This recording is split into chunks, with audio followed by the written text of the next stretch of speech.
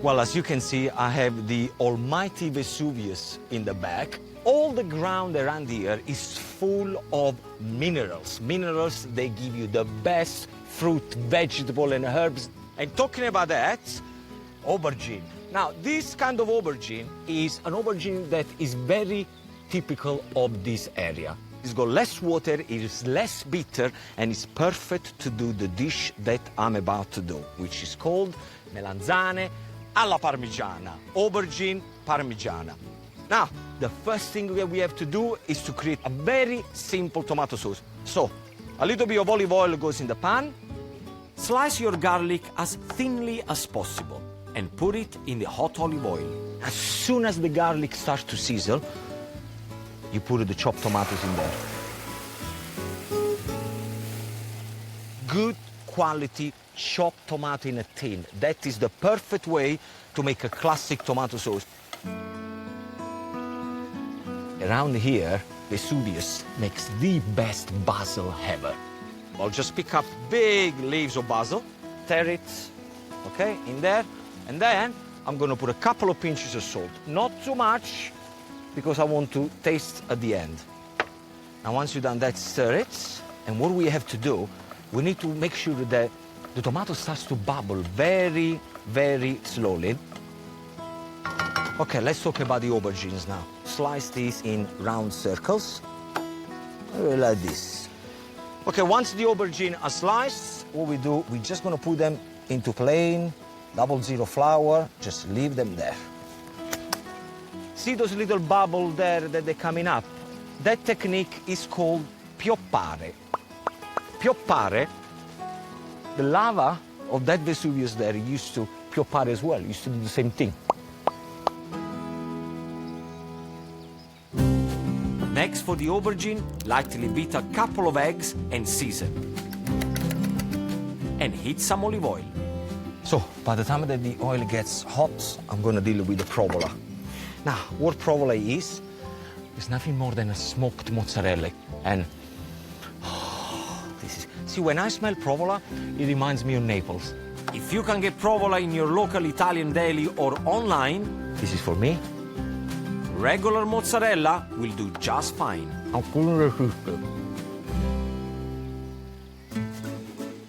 Now, to check if the oil is ready, you can do this, is by doing this with the egg.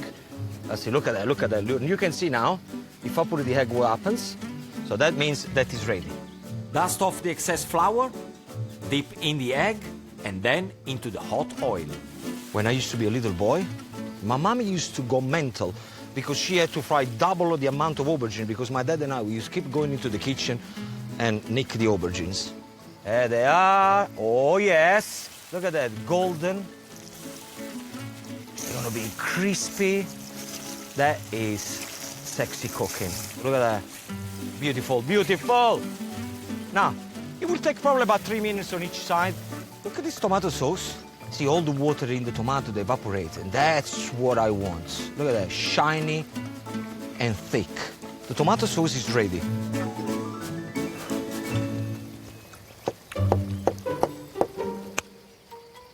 Little touch more salt. Bellissimo. Finish your sauce with a little extra virgin olive oil for a touch of olive flavor. That's fantastic. Aubergine are cooked to perfection.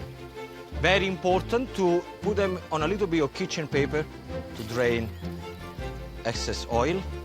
I don't mean oil that comes from Essex. Sprinkle of salt, just leave them there to cool down. Okay, so let's now pour my melanzane alla parmigiana together. Gently layer your crispy aubergine with basil. That.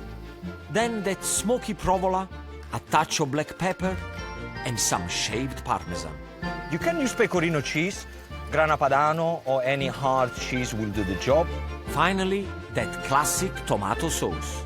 Yes, yes, oh yes.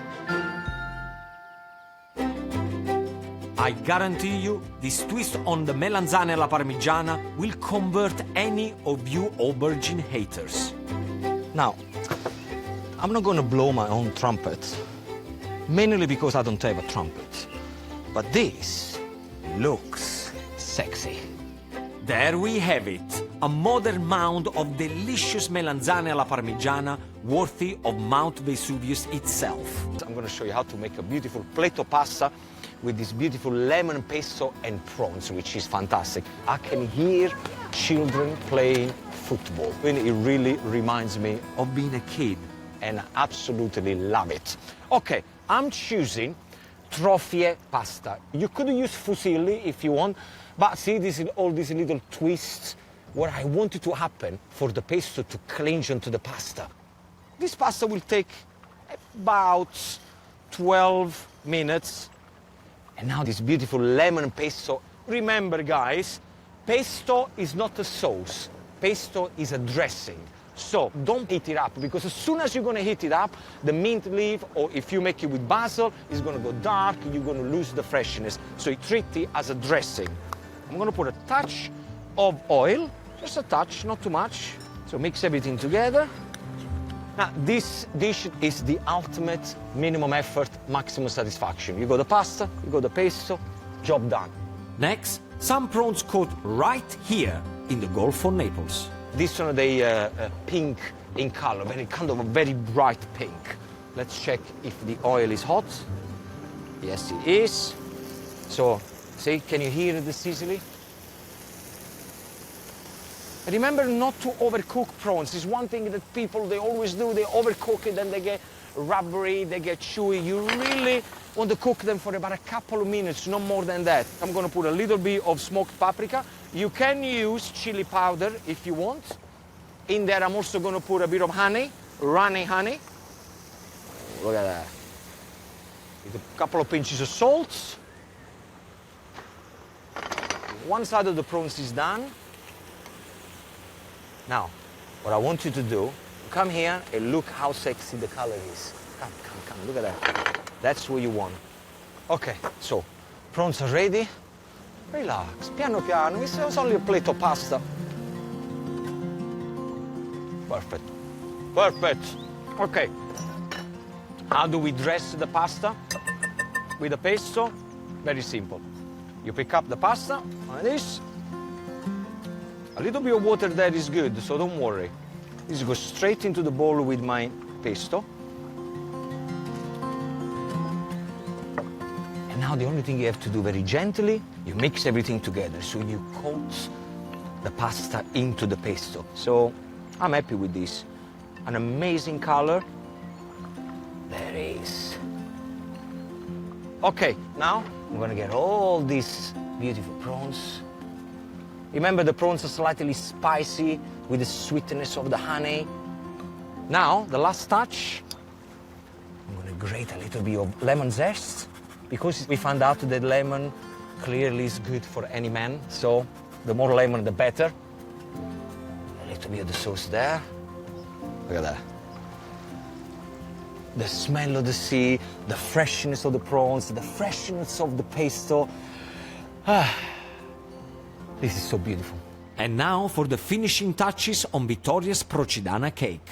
A little touch of icing sugar and a little lemon zest on top. There we have it. Troffie pasta with lemon pesto and prawns. And Mamma Vittoria's Procidana. Easy peasy, lemon squeezy. I really went down memory lane. Every single week when I was a little boy, it was mussels, there they are. You cannot cook seafood if you don't use garlic. The way I do it, I don't really peel the clove of garlic or anything like that. I'll just smash them down with my knife, like this. So they're very easy to peel the skin out. Add the garlic to the cold frying pan, then a good glug of olive oil, and only then switch on the heat. If you overcook it, it becomes very bitter. So the oil and the garlic are in there. In there, we're going to put some chili flakes. Maybe about half teaspoon will do the job. This is more than enough. So that goes in there. Now have a look at what's happened, guys. The garlic starts to sizzle into the oil. So garlic and chili infusing the oil, so all the flavors in there. You got the cozze, the mussels, straight into the pan.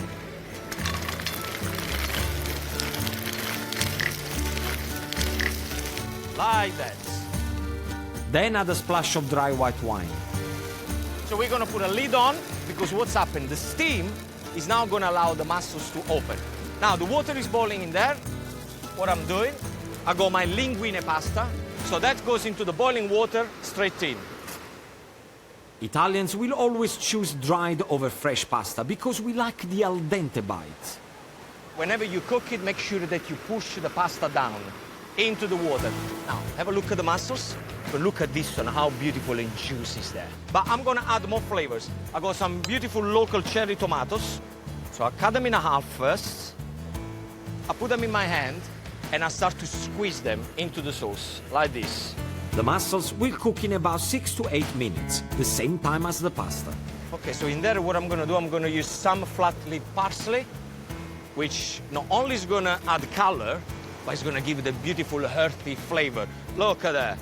Very rough, like this. So I'm gonna put 3/4 of the parsley in there. And now look what's up. Come here, come here, come here. Look at the colors there. Remember, the mussels, they're gonna have seawater in there because they're fresh. So try the sauce at the end, and then you can season right at the end. See, to me it's perfect. The salt already in the mussels, absolutely perfect. Okay, pasta, al dente. Cook the pasta for 2 minutes less than the packet instructions. Because the last minutes, what I wanted to happen, I wanted for the pasta to get all the juices and the flavor of the mussels. Beautiful. Sprinkle in the rest of the fresh parsley and the zest of a lemon. Now the only thing that you got to do, give it a good mix. And we serve it up. Look at that, the pasta is coated beautiful by the sauce of the mussels.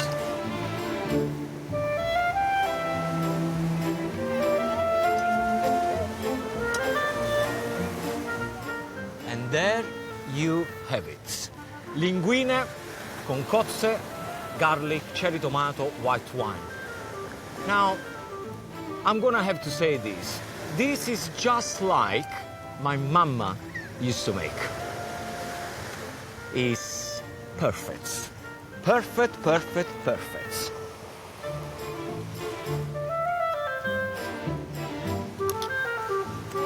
Wow.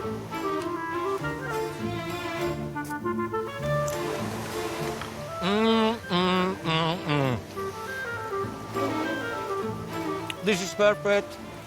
This is perfect. Today has been perfect. You are perfect. I love my life.